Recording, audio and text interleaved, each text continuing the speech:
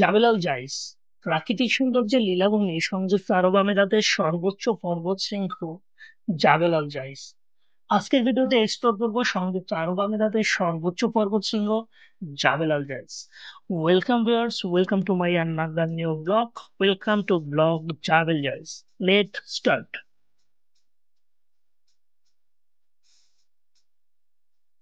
জাবেল Jais পর্বতটি সংযুক্ত আরব আমিরাতের রাসেল খাইমা এমিরেটস অন্তর্ভুক্ত। দুবাই থেকে প্রায় 170 কিলোমিটার দূরে অবস্থিত জাবেল জাইসে যেতে আমাদের সময় লাগবে অলমোস্ট 2.5 ঘন্টা। যেহেতু আজ আমার অফিস ডে, তাই আমরা অফিসের কাজ শেষ করে সন্ধ্যা 6টায় যাত্রা শুরু করি।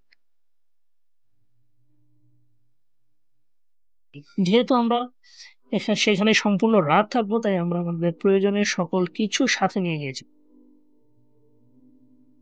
যেহেতু রাস্তাটি অনেক বড়, তাই আমরা হালকা নাস্তা করার জন্য শারজাতে একটা ছোট্ট যাত্রা বিরতি দিই। এটা হচ্ছে শারজা আজমান রাসেল খাইমার সংযোগস্থলে অবস্থিত একটি জায়গা। সেখানে হাশমি সুপার মার্কেট। তো এই মার্কেটে হচ্ছে আমরা একটা রেস্টুরেন্টে হালকা নাস্তা করবো। তো দেখতে পাই যে আমরা রেস্টুরেন্টে চলে আসছি। এখন আমাদের মেনু ডিসাইড চলতেছে আসলে আমরা কি খাবো তা নিয়ে। তো যেহেতু আমরা সকল কিছু আমাদের সাথে নিয়ে এসেছি এবং রাতে আমরা বাড়ি খাবার ওখানেই যে যাওয়ার পরে খাবো, তাই আমরা হালকা নাস্তার অর্ডার করি। তো সেটাই সবাই ডিসকাশন করতেছি আমাদের নাস্তার জন্য কি নাস্তা খাবো। তো সর্বশেষ আমরা সিদ্ধান্ত নিলাম আমরা হচ্ছে চিকেন শর্মাটা খাবো। চিকেন শর্মা লাইট একটা ফুড, যেটা আমাদের এখন সাময়িক যেই আহ, খিদা সেটা আমাদের পূরণ করবে।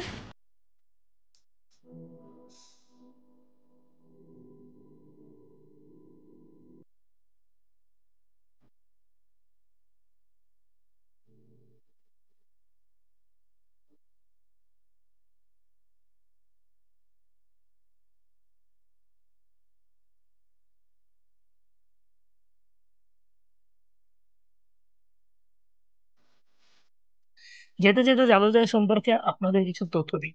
জাবেল জাইস মূলত ওমানের মোসাদ্দাম গভর্নরেটের এবং ইউএই এর রাসেল আল খাইমাতে অবস্থিত উত্তর পশ্চিম হাজর পর্বতমালার একটি পর্বত। এই পর্বতের উচ্চতা সমুদ্রপৃষ্ঠ হতে প্রায় 6,345 ফুট। এই পর্বতটি ওমানের দিকে অবস্থিত হলেও এর পশ্চিমে 6,207 ফুট উঁচুতে অবস্থিত জাবেল আল রাহা নামক স্থানকে ইউএইর সর্বোচ্চ উঁচু স্থান হিসেবে বিবেচনা করা হয়। ওমানের দিকটি উন্নত না হলেও ইউএর অংশ বেশ উন্নত। উন্নত যোগাযোগ ব্যবস্থা, গাড়ির পার্কিং, খাবার, হোটেল, পাবলিক টয়লেট সহ আধুনিক নাগরিক সকল প্রকার সুযোগ সুবিধাই রয়েছে এইখানে।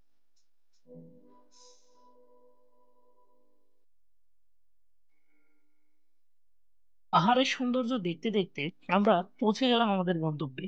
এসে রাতের খাবার আয়োজন শুরু করে হয়ে গেল। রাতের খাবার হিসেবে আমরা চিকেন বারবিকিউ ও খাসির মাংসের সাথে রুটির আয়োজন করেছি। চিকেন বারবিকিউ বানানোর দায়িত্বটা পড়ছে হচ্ছে আমার উপরে। আর মাটন রান্না করার জন্য আমাদের বড় ভাই পাকিস্তানি জনাব ওবায়দ ভাইয়ের উপরে দায়িত্ব পড়ছে। তো সে হচ্ছে খাসির মাংস রেডি করতেছে। আর আমাদের সর্বাধিক তত্ত্বাবধানের জন্য, সব দিক থেকে তত্ত্বাবধান করার জন্য হচ্ছে আমাদের বড় দুই ভাই সাহিল ভাই আর হচ্ছে মুকেশ ভাই। তারা দুজন হচ্ছে তারা অবজার্ভ করতেছে বসে বসে। তো দেখতে দেখতে আমাদের চিকেন বারবিকিউটা অলরেডি রেডি হয়ে গেছে। Chicken barbecue almost done. অপরদিকে আমাদের মাটন কারিও already ready. Final touch already হয়ে গেছে। তো আমাদের রান্না বান্না ডান। রান্না বান্নার পর্ব শেষ করে এখন আমরা হচ্ছে পেট পূজার জায়গায় বসছি। পেট পূজা তো অবশ্যই করতে হবে। একটা প্রচন্ড খিদা লাগছে, অলমোস্ট রাত 11টা বেজে গেছে, তাই এখন আমাদের খাওয়া দাওয়া রেডি করে নিয়েছি।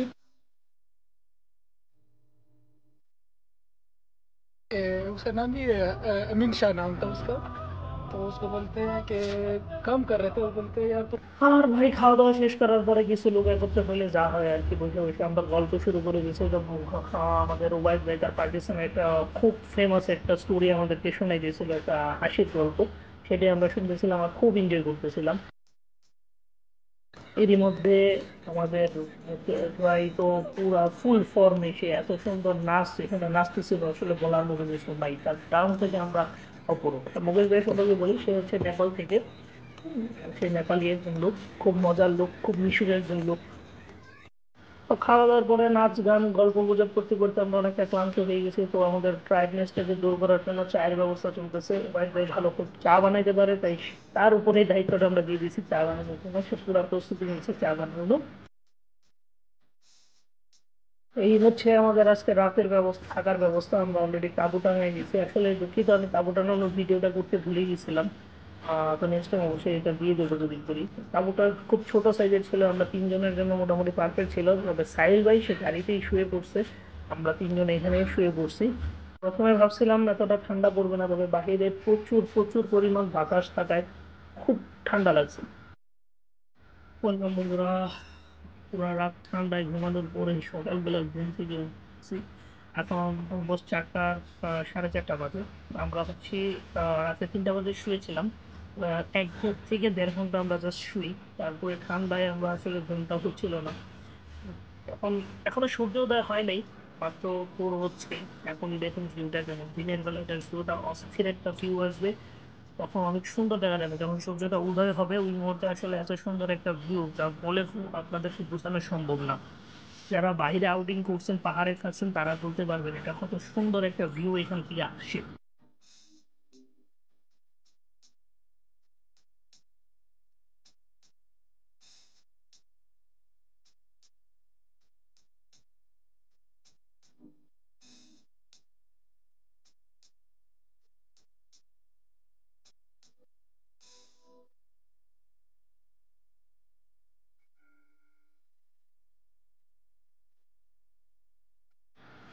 সূর্যোদয়ের পরে আমি তো আর ভাই এক জায়গায় বসে থাকার মতো লোক না। ওঠার পরেই চোখে নজর আসলো যে সামনে উপরে পাহাড়ের উপরে একটা সুন্দর একটা প্লেস, সেখানে কিছু ঘর বাড়ির মতো কিছু একটা আছে। তাই সেটা দেখার জন্য আমি আর উবাই তাই শুরু করে দিয়েছি হাঁটতে হাঁটতে উপরে যাওয়া। হ্যাঁ, দুজনে হাঁটতে হাঁটতে আস্তে আস্তে পাহাড়ের উপরের দিকে উঠতেছি কি দেখার জন্য, যেটা কি আছে তাই দেখার। অনেক সুন্দর একটা পরিবেশ, ওই উপরে একটা সুন্দর ছোট্ট ঘর দেখা যাচ্ছে। আসলে আপনারা দেখতে পারতেছেন কিনা আমি জানি না, তবে আমার আগ্রহটা হচ্ছে যে ওখানে কি আছে সেটা আমরা দেখবো। এই জন্য দুইজনের এখানে আমরা রওনা দিয়ে গেছি।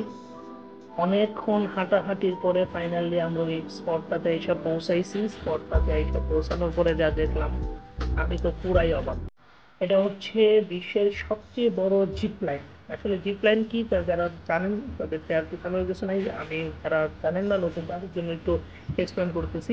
জিপ লাইনটা হচ্ছে রোপ থেকে যে আমরা পাহাড়ের চূড়ায় এক পাহাড় থেকে অন্য পাহাড়ে দড়ির মাধ্যমে যে স্লাইডিং করি, সেটাই আসলে জিপ লাইন। বিশ্বের সবচেয়ে বড় জিপ লাইন কিন্তু এই রাসেল খাইমাতে অবস্থিত জাবাল আল জাইস পর্বতের উপর। এই হচ্ছে সেই জিপ লাইন ভিডিও। ওয়াও, এইটার যে ভিউটা ভাই কি বলবো আপনাদেরকে। জিপ লাইনের এক নজরে মনে হচ্ছে আপনি আকাশে উঠতেছেন, এটার ভিতরে আপনি পুরা জাবাল জাইসের সৌন্দর্যটা দেখতেছেন। অসাধারণ। তো ঘোরাঘুরি দেখাদেখির পরে যাওয়ার আগে ছোট্ট একটু দুষ্টামি করতেছি, সবাই ভিডিও শুট করতেছে। ভিডিও শুট করে আমরা এখান থেকে রওনা দেব।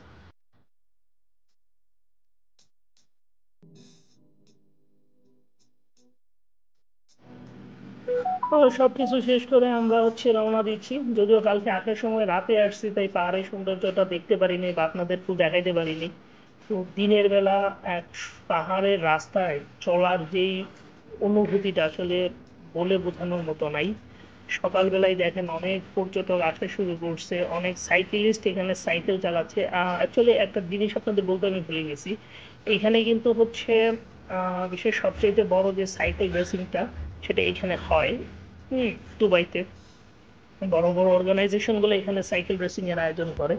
লাস্ট ইয়ারও এখানে একটা সাইকেল রেসিং এর আয়োজন হয়েছিল। এইবারও হচ্ছে সেই রেসিংটাই চলতেছিল। আর গাড়ির মধ্যে আমরা মজা করতে করতে এই পাহাড়ি আঁকা বাঁকা রাস্তা দিয়ে আমরা ঘুরতে ঘুরতে চলে যাচ্ছে আমাদের গন্তব্যে। আশা করি ভিডিওটা সকলের ভালো লাগবে। ভুল ত্রুটি থাকলে ক্ষমা করবেন। আর যদি ভালো লেগে থাকে অবশ্যই লাইক কমেন্ট শেয়ার করবেন, বেশি বেশি করে শেয়ার করবেন, কমেন্ট করবেন। বাই। দেখা হবে পরবর্তী ভিডিওতে। সেই পর্যন্ত ভালো থাকুন। আল্লাহ হাফেজ।